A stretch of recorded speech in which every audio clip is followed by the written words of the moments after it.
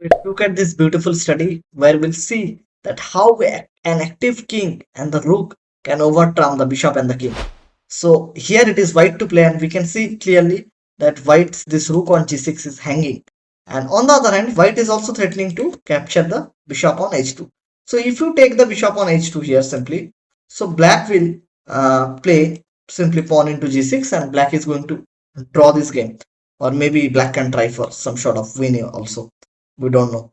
And if you try to play here rook to g2, you are saying okay, now the bishop is going to trap. If they play bishop g3, then I'll capture. But no, there is knight g4 check, and you have to capture.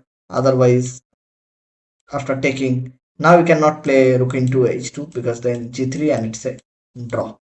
So the main problem for, and even after king g2, I have simply g3, and you will never win this game. You can take this rook, and I will simply roam around with my king.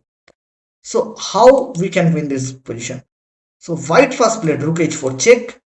Only move is knight g4. The king has no escape square. Knight g4. It's a check. So rook g into g4 check. Only move. Pawn takes. Now I'm going to play king g2. What is the difference? Now earlier at this moment g3 was possible, but now let's look at it. You cannot play g3 because this rook is pinning the king on f4. That's the main point behind rook h4 check. Now bishop g3, and now white is going to play rook h1. Not going to take here. Rook h1, stopping bishop e1 so that the bishop cannot escape. Now doesn't matter. King cannot move. King has to be there to support the bishop on g3.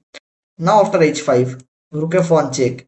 King will move and simply will capture the bishop and wins the game.